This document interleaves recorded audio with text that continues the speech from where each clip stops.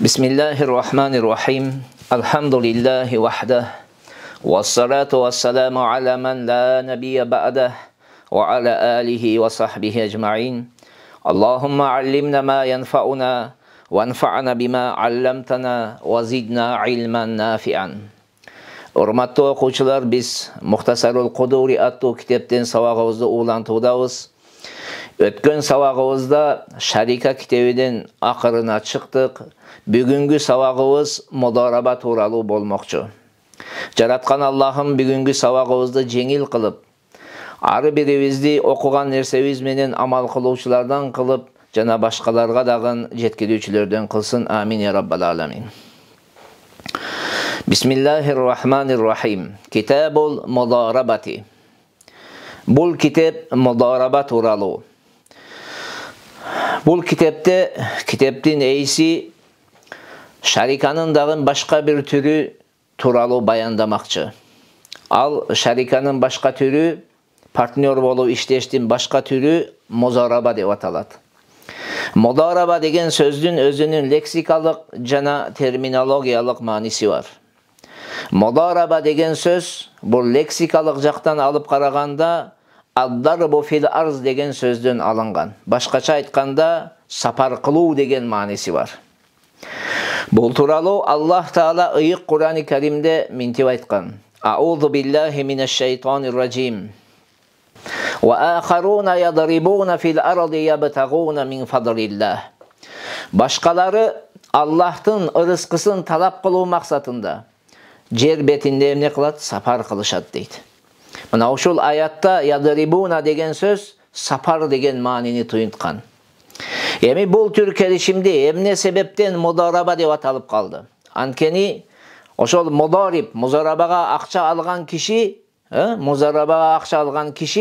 oşol özü kireşe tabуу maksatında emne kılat? Жерди эки жака кыдырат, бизнес кылат. Ошентип отуруp anan kireşe tabat. Oşol sebepten muzaraba dep atalıp kaldı. Birok Hicaz eli bul tür kelişimdi. Mudaraba kelişimini muqaraza degen at koyuşat. Muqaraza degen atı var. Muqarada dep. Bul qarz degen sözdün alıngan. Qarz degen sözdün emne sebepten bunu muqaraza dep atadı? Sebebi janagı investor, akçanın eýsi emne kılat? Özünün baylığının bir bölügünü muzaripke, janagı alıp biznes kılgan adamga emne kılat? Beret. Da anın koluna tapşırat. Bir bölügünü kesip alat dagın muzaripke beret. Oşol sebepten bul kelişimdi Hicaz eli muqaraza dep atalgan. Birok bizdin alımdarыбыз, Orta Aziya alımdары bul kelişimdi emne deyt? Mudaraba kelişimi dep atayt. Emi istilahta talaş tartış jok. Bir adam muqaraza deybi, je mudaraba deybi, bari bir anın tüpkü manisi bir elenirse. Al emi şariattagı manisi emne? Şariattagı manisini alımdarыбыз aytat, bul eki adamın ortasındagı kelişim deydi. Eki adam kelişim tüzöt. Alardın biri taraptan akça bolot. Başkaça aytkanda bizdin azı savrimen tilmeni aytkanda biri investor bolot. Al emi ekincisi al akçanı alat da al akça menen biznes kılat. Da andan tüşkön kireşeni ököğü bölüp alışat. Mına ошондой kelişimdi tüzü akça bir taraftan bolot. Biznes anı işke aşırıp biznes kılуу ekinci taraftan bolgon kelişimdi muzaraba kelişimi dep atalat. Andan tüşkönü anan akçаны emne kılıp alışat? Bölüp alışat. Birok bul tür kelişimde dagın özünün rükündörü var. Başkaça aytkanda içki farzları var. Anan şartları var. Mına oşolorgo bir jalpılap toktololu, andan keyin oşol süйлөмгө kirip ketebиz. Keyinki süйлөмгө ötebиz. Muzarabanın rükünü emne dese, rükünü icap menen kabul. Başkaça aytkanda icap kılуу. Biri sunuştaş gerek, ekincisi kabul kılış gerek. Misalıga investor aytat. Investor aytat, mına uşul akçanı men sizge muzaraba üçün berdim deyt. Ekincisi emne kılış gerek? Ekincisi makul, men mına kabul kıldım deyt. Mına ошондой ököğü icap, biri sunuştap, ekincisi kabul kılışı gerek. Yani bunun şartı emne? Şartı birincisi oşol akça, investor berip atkan akça boluş gerek. Buyum emes, akça boluş gerek. Алтын, күмүш, же болсо азыркы биздин акчалар менен айтсак сом, рубль, доллар, евро, мына ушундай нерселер болуш керек. Экинчиси, ошол акча нак болуш керек, карыз болбош керек. Карыз жарабайт. Бул жерде нак акча берилет, нак болуш керек. Үчүнчү шарты. Акчаны жанагы инвестор, жанагы бизнес кыла турган кишинин колуна тапшырыш керек. Тапшырбайынча болбойт. Себеби анын колуга тапшырсаңыз, анан ал иштейт, аны бизнеске салат, андан киреше түшөт. Төртүнчү шарты, түшкөн киреше экөөнүн ортосунда шериктеш болуш керек. Башкача айтканда, бирине белгилүү бир өлчөмдө сумма аталбаш керек. Бирине. Мисалыга, айталы, мен Айдар абага айтам, мына менде 100 сомум бар. Мына 100 сомду сизге берем. Мына ушул 100 сомдон айы сайын мага 50 сом берип турасыз. Музарабага берем, 50 сом берип турасыз дейм. Бул жарабайт. Эмне үчүн жарабайт? Себеби бул бизнес. Бизнесте кээде 50 сом түшүшү мүмкүн, кээде түшпөй калышы мүмкүн. Эгерде түшсө берди мейли, түшпөсө 50 сом түштү. Мисалы 50 сом гана түштү. Анда Айдар аба эмнени алат? Ал чуркады, бизнес кылды, ишке ашырды, киреше тапты, эчтеке албай жатат да. Ошол келишимдин шарттары бузулат. Келишимдин шарты боюнча канча сом киреше түшсө экөө бөлүп алыш керек. Бирок ошол бөлүп алган кезде кандай чечишип алышат, айырмасы жок. Балким инвестор айтат, мен сизге дейт, мына азыр 10 000 доллар акча беремин, ушунан түшкөн кирешенин 60% меники, 40% сиздики. Пайыз менен ушинтип бөлүп алышат да. Ошондо 1 сом дагы түшсө, ошонун 60% инвестордуку болот, 40% жанагы бизнеске салгандыгы болот. Мына ушинтип бөлүшүш керек. Мында белгилүү сумма атабаш керек. 10 000 меник, 10 000 мага бересиң ай сайын, 20 000 мага бересиң ай сайын деген сөз колдонулбаш керек. Андан кийинки шарты, ар биринин үлүшү так дана маалым болсун дейт. Ар биринин үлүшү келишим түзүп аткан кезде белгилениш керек. Жанагы айтканда, жокоруда айткандай, 50-50-ге бөлүшүшүбү, 40-60-га дейби, 70-30-га дейби, айтор, мына ушундай процент менен так дана кимисинин үлүшү канча процент ошол дана белгилениш керек. Алтынчы шарты, музориптин жанагы акчаны алып бизнес кылган кишинин аты музориб деп коет. Мына ошол музориптин үлүшү пайдадан гана болуш керек. Анын үлүшүн жанагы инвестор берген акчадан шунча үлүш сеники деген түшүнүктү айтуу туура эмес, ал фасид болуп калат. Жанагы основной суммадан музорибке бир үлүш чыгарып берилбейт. Тек гана эмнеден берилет? Чисти, таза кирешеден гана берилет. Мына ушундай 6 нерсе шарты бар өзү. Эми китепке кайталып. Ал-мударабату акдун ala şerikati bimalin min ahli şerikayni ve amalin min al-akhar. Mudaraba degeni bu partnerlik bir kelişim deydi. Eki şeriktin biri taraftan akça bolot, ekinci taraftan amal bolgon. Şeriklerden biri taraftan akça, ekinci taraftan amal bolgon kelişimdi, partnerlik sıtvanı emne dep koyetkenler? Mudaraba dep koyot. Mına uşunu muzaraba deydi. Kıskası biri investor bolot, ekinci anı bizneske salat da işletet, kireşe tabat. Anan kireşeni jokorda aytkanda bölüp alışta uşunu muzaraba dep koyot. Emi muzaraba özünün içige bir kança maseleni kamtıp alat. Bir kança ökümdü kamtıp alat. Al ökümdördün biri oşol muzarabaga akçanı bergen kezde investor akçanı жаңы muzoriptin koluna bergen kezde al akça amanat bolup eseptilet. Kadimkide de bir adamın koluna amanat bergeni siyaqtı. Nege amanat bolot? Sebebi al akçanı, oşol akçanın eğisinin buyruğu menen al kişi aldı. Oşon için akça amanat bolup eseptilet. Eğer de kokus kıyanat kılbay, koluna algandan keyin jok bolup kete turgan bolsa, al akça bergen kişiге жооптуу болбойт. Kokus, kandaydır bir kırsık sebebiden uruluk boldu, başka bir sebepten bir jok bolup ketse, anda жооп бербейт. Sebebi amanatka kıyanat kılsan gana жооп beresin. Ekinci, emi muzorip akçanı algandan keyin koluna, барып bir нерсе сатып алса, анда вакилдик болот, өкүл болуп эсептелет эми. Бул жанагы инвестордун өкүлү болуп эсептелет. Неге? Себеби башка бир кишинин акчасы менен не кылды? Bir нерсени сатып алды, сатып жатат. Мына ошол себептен. Эми үчүнчү өкүмү ошол bir нерсени сатып алып, кайра саткандын натыйжасында киреше таба турган болсо, мына ошол кирешеде экөө жокоруда айтканыбыздай пайыз менен шерик болушат. Кирешеде шерик болушат. Основной акчада эмес, кирешеде шерик болушат. Эми эгерде кандайдыр музарабанын шарттарын аткарылбагандыктан, жокоруда айткан шарттан бир табылбагандыктан музараба фасид боло турган болсо, мунун өкүмү ижара фасид сыяктуу болот. Фасид ижара сыяктуу болот. Да жанагы музарипке эмне берилет? Кирешенин бардыгына жанагы акчанын ээси алат да, музарипке ошол кызмат акы берилет. Кызмат акы берилет. Жана ижарага бир адамды айталы магазиниңиз бар, ошол жерде алып келип магазинчи кылып иштетсеңиз канча сом бериле турган болсо, ошондой акы музарипке берилет. Эгерде фасид болсо. Да кирешенин бардыгы кимге болот? Жана акча берген кишиники болот.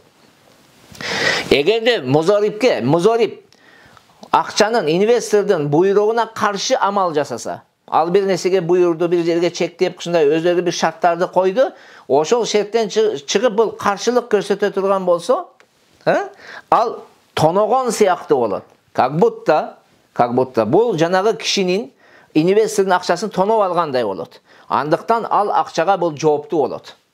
Жооптуу болот да, бирок ошонун эгерде киреше таба турган болсо, ал бардыгы музариптики болот. Бирок Абу Ханифа менен Имам Мухаммадтын көз карашы боюнча ушундай жанагы инвестордун пикирине, инвестордун шарттарына каршы кылып, каршылык көрсөтүп, туура эмес жол аркылуу акча таба турган болсо, ал не болот? Ал таза эмес дейт ал киши үчүн.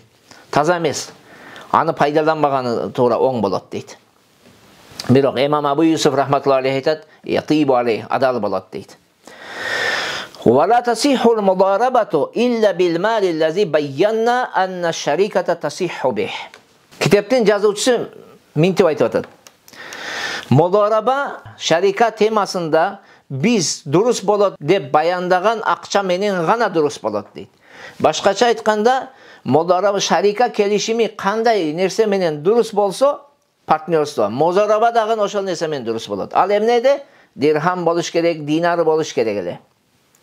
Fulus боло турган болсо, алымдардын ортосунда талаш бар эле. Ошондуктан биз эмне дейбиз бул жерде? Музараба алтын, күмүш менен. Эми биздин доорда эмне менен? Жанагы акча, сом, рубль, же болсо евро, же доллар менен эмне болот? Дурус болот. Wa min shartiha ay yakuna ar-ribhu baynahuma musha'an la yastahiqqu ahaduhuma minhu darahima musammat. Kitaptın yazıcısı mintip aytты. Muzarabanın şartlarının biri kireşe al ököğünün ortasında şerikleş boluş gerek. Başkaça aytkanda payız menen bölünüş gerek. Kireşe payız menen bölünüş gerek. Eki şeriktin birine belgili summa atalbaş gerek. Akı katarında belgilenbeş gerek. Jana jokorda aytkanыбыздай belgili summa saga 50 som, saga 100 som, saga 1000 som деген atalbaş gerek. Teskerisince emne menen ataşыбыз керек экен? Пайыз менен. 50 пайыз сага 50 пайыз мага, 60 пайыз сага 40 пайыз мага, 55 пайыз сага 45 пайыз мага. Мына ошон тип пайыз менен экөө жанагы түшкөн кирешени бөлүп алыштары керек. Эмне үчүн белгилүү бир сумманы аташ мүмкүн эмес.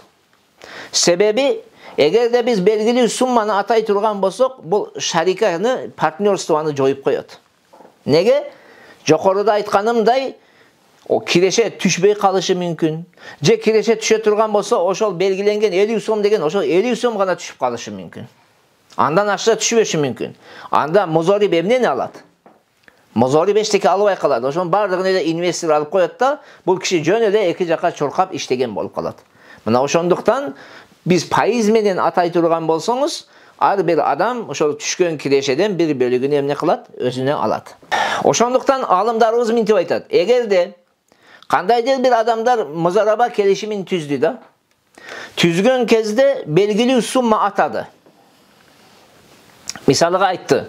Мына ушул Akça mana sen al, biznes kıl. Uşundan düşkön kireşenin 100 somu seniki dedi. Bul tür muzaraba fasit bolat. Buzulat. Bирок ошол бузук экендигине карабастан, эгерде жанагы мударип акчаны алган киши бизнеске салып, андан киреше тапсын, же таппасын, айырмасы жок. Табабы, таппайбы, ал кишиге жанагы инвестор анын кызмат акысын бериш керек. Кызмат акын төлөп берет. Ошол бир адамды алып жалдап иштетсеңиз канча сом берет, ошону берет. Эгер андан пайда тапкан болсо, пайданын бардыгы кимдики болуп калат? Инвестордуку болот. Бул кишиге акча жок болот. Бул кишиге не акча берилбейт. ولا بد أن يكون المال مسلما إلى المضارب لا يد لرب المال فيه. Muzaraba durus болуу үчүн мал жанагы акча музариптин колуна сөзсүз тапшырылган болуу керек. Ал акчага Раббыл малдын эч бир тиешеси жок болуш керек. Эгерде, мына ошондуктан караңыздар, эгерде музарабага акчаны берип аткан кезде инвестор эмне деген шарт коюлду? Инвестор дагы чогуу музарип менен бирге бизнес кылат деп. Чогуу бизнес кылат деп. Бул музараба фасид музараба болот. Себеби эмне? Анткени жанагы акчанын толук музариптин колуна тийип, таза тийип, аны өзү жалгыз иштетүүгө не болду? Тоскоол болду бул. Тосуп калды. Ошол музарабанын шарты эмнеде? Акча музариптин колуна берилиш керек эде толугу менен, ал бизнес кылыш керек. Бул ошол нерсе тосулуп калды. Бул жерде эгерде шарт кылынса, ал да эле чогуу иштейт десе, анда акча мунун колуна таза тийбей калат. Өкөө болуп калат. Ошол музарабанын бир шарты жок болуп калат. Эми бул жерде карасаңыз, тасарруф кыла албай калды дейт. Таза музариптин колуна тийбегендиктен тасарруф кыла албай калды. Бул өкүмгө төмөнкү маселе бул өкүмдүн каршысында болот. Бул өкүмдөн башкача болот. Мисалга, эгерде ата өзүнүн жетим уулунун акчасыны башка бир адамга музарабага берди. Казаңыз, ата өзүнүн уулунун акчасын эмнеге берди? Музарабага берди. Балагатка жетелек жетим баласы бар, бирок анда акчасы бар. Ошону бирөөгө музарабага берип, ал жерде шарт кылды. Мен дагы сени менен чогуу эмне кылам? Амал кылам. Экөөбүз бизнес кылабыз деди. Бул дурус болот. Эмне үчүн дурус болот? Себеби ата жанагы жаш баланын акчасын неси эмес, ээси эмес. Ал бир бөтөн киши сыяктуу болот. Бөтөн киши сыяктуу эки адам партнер болуп иштеп кеткендей болуп калат. А негизи инвестор бул жерде жанагы жетим болуп эсептелет. Мына ошондуктан эмне болот? Бул түр музараба дурус болот. Экинчиси мукатаб деп коебуз. Мукатабты билесиз? Кожоюну менен келишим түзгөн кул. Мисалга 100 сом жылдын башында, 100 сом жылдын акырында алып келсең, сен азат деп, ушундай келишим түзгөн кулду мукатаб деп коет. Мукатаб эгерде кожоюну чогуу амал кылат деп шарт койсо, музараба фасид болбойт. Мукатаб бирөө менен музараба келишимин түздү, бирок эмне деген шарт койду? Кожоюнун чогуу эмне кылат? Иштейт деп. Не үчүн андай? Себеби кожоюн жанагы мукатаптын колундагы акчанын ээси эмес. Ал бир бөтөн киши сыяктуу. Ошон үчүн мукатап музарабага берген кезде кожоюнум чогуу амал сени менен иштейт деген шартты кое турган болсо, музараба фасид болбойт. فإذا صحت المضاربة جاز للمضارب أن يشتري ويبيع ويسافر ويبدئ ويودئ ويوكل. Muzaraba dürüst болгон кезде музариптин укугу бар сатууга, сатып алууга, сапарга чыгууга, бидаатка берүүгө. Bizaat degeni ötkönde aytkanбыз, al emne? Жанагы siz magazinge birөөдө отургузасыз, ал бизнес кылат, ошондон киреше табат, бирок кирешени дагы сизге берет, сизге бекер иште берген киши. Ошондой эле аманатка берүүгө укугу бар, жана башкаларды өкүл кылууга дагы эмнеси бар? Укугу бар дейт. Кыскасы, китептин жазуучусу бул маселе сүйлөмдө эмнени айтып атат? Музарабанын бүт шарттары табып дурус болгондон кийин, ошол музариб акчаны алган киши ошол жокоруда аталган сатып алуу, сапарга чыгуу жана башка амалдарды аткарууга 100% не болот? Укуктуу болот. Эмне үчүн укуктуу болот? Себеби музарабадан түпкү максаты пайда алуу, киреше табуу, кирешени бөлүшүү. Эми киреше табуу бул бизнес менен гана болот. Бизнес кылсаң анан киреше табасың сен. Соода сатык кылсаң анан табасың. Эми соода сатык боло турган болсо, ошол соода сатыктык өнөрдө, соода сатыктык иште кандай нерселер керек болсо, ошол нерселерди ичине камтып алат. Соода сатык кылган кезде бирөөдү өкүл кылат, бирөөдү алып келип магазинге отургуп сатыргызат, эмне кылат, аманатка коет. Бул соодагерлердин адаты ушундай. Мына ошол соодагерлердин адатында болгон нерселерди бардыгыны музориб аткарууга эмнеси бар, укугу бар. Валайса лаху аядфа ал-мала мударабатан илля ан я'зана лаху раббул мали фи залик ау якула лаху имал би ра'ик. Китептин жазуучусу мынтип айтат. Музорабага алган киши музорабага берүүгө укугу жок дейт. Өзү bir инвесторден акча алып, аны башкага берсе жарабайт дейт. Илля айязана лаху раббул мали фи залик. Бирок эгерде инвестор өзү уруксат берсе музарабага берүүгө болот. Же болосом өзүң билгениңдей мамиле кыл десе дагы болот. Эми караңыздар. Жокоруда биз айттык, жокорку сүйлөмдө. Соодага тиешелүү болгон нерселерди бул маселе өзүнүн астына камтып алат дедик. Бирок соода менен жанагы бирдей болгон нерселерди бул музараба камтып ала албайт. Экөө бирдей, күч жагынан бирдей болгон нерсени камтып ала албайт. Ал аны музараба, кайра музараба, экөө бирдей нерсе. Буну камтып ала албайт деди өзүнүн ичине. Ошон үчүн музарабага алган музарабага кайра бере албайт дейт. Бериш үчүн атайын нас кылып, мындайча айтканда, конкреттүү түрдө ошол инвестор уруксат бериш керек. Же болосом өзүң билгениңдей кыл десе, ошондо гана дурус болот. Ошондой эле караңыз. Өзүдөн жокору болгон нерсени дагы камтып ала албайт. Музараба келишими өзүнөн күчтүү болгон нерсени камтып ала албайт. Мисалга карыз бере албайт. Карыз бергенге укугу жок. Эгер канчалык сен өзүң билгениңдей кыл десе дагы укугу жок. Неге? Себеби карыз берүү бул соодагерлердин эмнесинен эмес? Адаты эмес. Карыз дегенде биздеги товарды насыя сатуу башка нерсе. Жанагы акчаны карызга берүү деген деп айтып атам. Акчаны карызга бере албайт. Эгер канчалык жанагы инвестор айтса, өзүң билгендей кыл деген болсо дагы бере албайт. Себеби соодагерлердин адатында товарды насыя сатышы мүмкүн, бирок акчаны эч качан карызга беришпейт. Ал адаттарда жок андай нерсе. Себеби карызга берүү бул табарру деп коет. Сиз өн инициативаңыз менен бир жакшы иш кылган болосуз. Бул жанагы береке берүү, садака кылуу сыяктуу болуп эсептелет. Ва ин хасса лаху раббул мали ат-тасарруфа фи баладин би'айниhi ау фи сил'атин би'айниha лам яжуз лаху ан ятажаваза залик. Китептин жазуучусу мынтип айтты. Эгерде инвестор акчанын ээси белгилүү шаарда, белгилүү товар менен гана иштейсиң десе, андан башкасыны кылууга неси жок дейт, укугу жок дейт. Музариб андан башкасыны кыла албайт дейт. Башкача айтканда, мен инвестор эдем, Айдарабага айттым да, сен бизнести Кыргызстан ичинде гана кыласың. Казакстанга чыкпайсың, Өзбекстан барбайсың, Тажикстан барбайсың, Россияга барбайсың. Кыргызстан ичинде бизнес кыласың дедим. Же сен тек гана шимотки менен иштейсиң дедим. Ошондо Айдараба музарабага акчаны алдыбы? Ошол Кыргызстан ичинен чыгууга эмне укугу жок.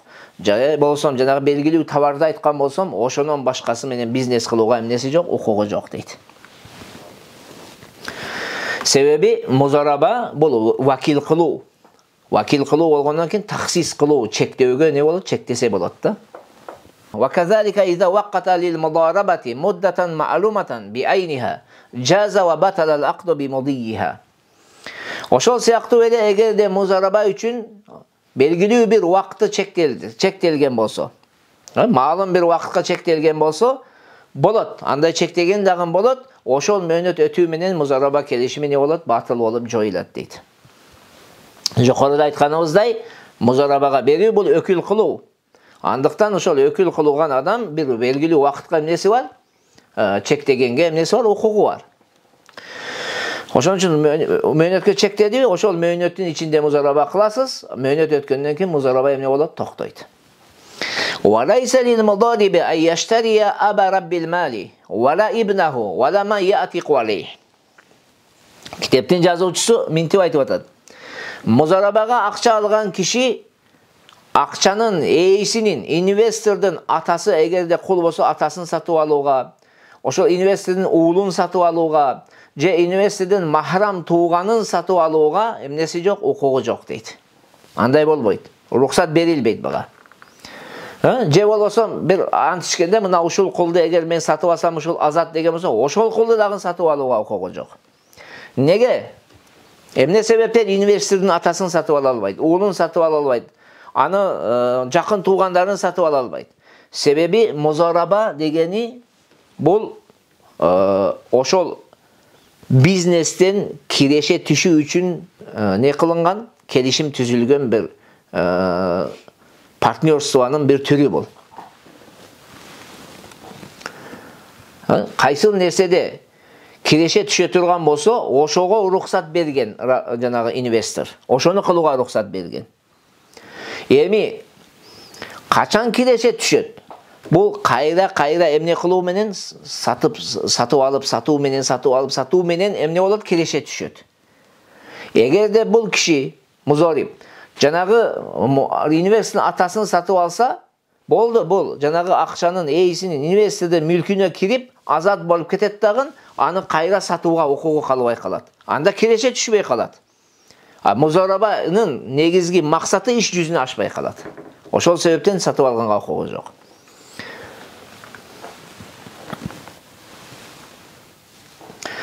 Ошондой эле жанагы музарабага алган киши ошол Раббул малдын инвестордун бар го, инвестордон төлөгөн күңдү дагы сатып алууга укугу жок. Сатып алса болбойт. Неге?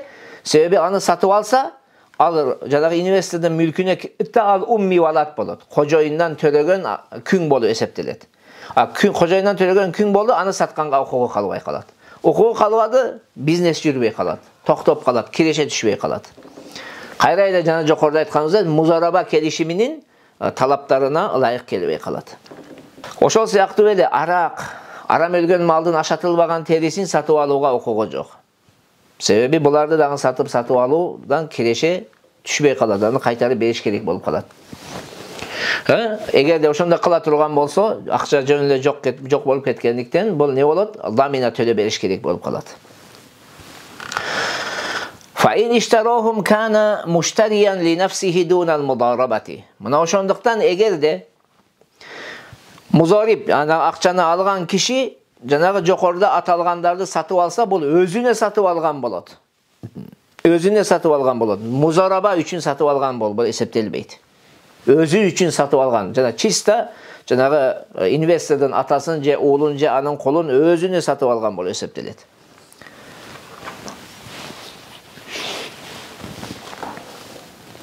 فَإِنْ كَانَ فِي الْمَالِ رِبْهٌ فَلَيْسَ لَهُ أَنْ يَشْتَرِيَ مَنْ يَأْتِقُ عَلَى نَفْسِهِ. Эгерде жанагы акчадан киреше чыккан болсо, киреше тапкан болсо, анда өзүнүн туугандарын, махрам туугандарын сатып алууга дагы укугу калбай калат. Мулариб жанагы инвестордун эле эмес, киреше табылганын тапкандан кийин өзүнүн туугандарын сатып алууга дагы, махрам тууганын сатып алганга укугу жок. Себеби сатып алса азат болуп кетет дагы. Сатып алса, мунун үлүшү азат болот. Азат болгон кезде бул жанагы Раббул малдын үлүшүн дагы не кылат? Жок кылган болот. Жок кылган болот.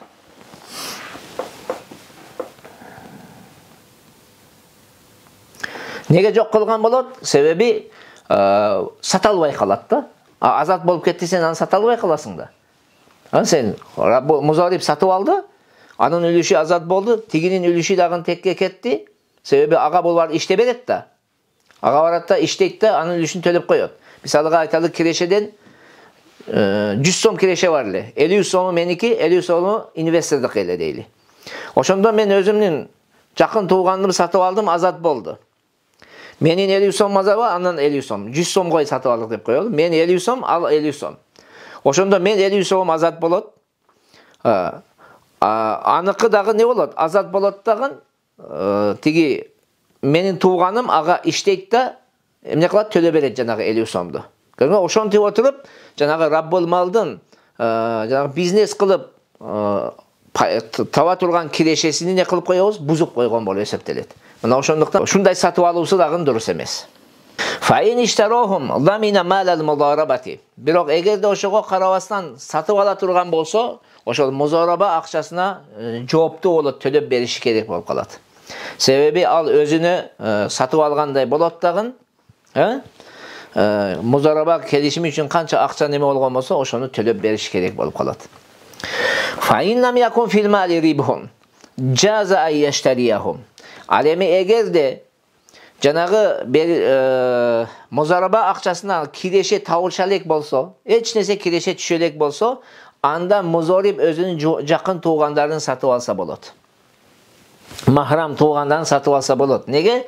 Себеби сатып алган кезде ал музарибдин неси эмес, мүлкү эмес, ал инвестордун мүлкү болот. Аны бул кайра сатканга эмнеси бар? Кайра сатып, андан киреше табууга болот. Ага тоскоол болбойт бул. Ошондуктан бул дурус болот дейт. Фа ин задат кыйматухум атака насибуху минхум ва лам язман раббил мали шай'ан. Эгерде алардын баасы кымбат болсо, музарибдин үлүшү азат болот. Үлүшүнчө азат болот, бирок музариб раббул малга эч нерсе не кылбайт, төлө бербейт. Неге? Себеби музариб бул жерде акчаны алган киши. Ошол баанын көбөйүүсү анын ыктыярындагы нерсе эмес. Ал өкүм жагынан көбөйөт. Бул эч нерсеси жок, тиешеси жок. Бул маселе төмөнкү мисал сыяктуу болот да. Мисалга, бир аял өзүнүн өгөй уулун сатып алды. Bir ayalda köyü var, al köyünde emnesi var, oğlu varken al kul edi. O onu satıp aldı. Satıp algandan keyin janağı ayal öldü. Ayaldın mülküne ögöy oğlu kirgenden keyin öldü. Ölgönden keyin iki kişi muraskor kaldı ağa. Biri janağı ayaldın ağası, ikincisi köyü. Oşondok janağı köyüdün ülüşü azat bolup ketet. Köyü. Oğlu oldu da oğluna ey çıkkandıktan azat bolup ketet dağın. Жанагы неме бала сатып алынган бала азат болуп кетет да, бул жанагы кыздын аялынын бир тууганына эч нерсе төлөп берүүгө не болбойт, жооптуу болбойт. Жокордагы мисал мына ушул мисал сыяктуу болот. Ва ясал му'тaqu fi qadri nasibihi minhu. Китептин жазуучусу мынтип айтып атат.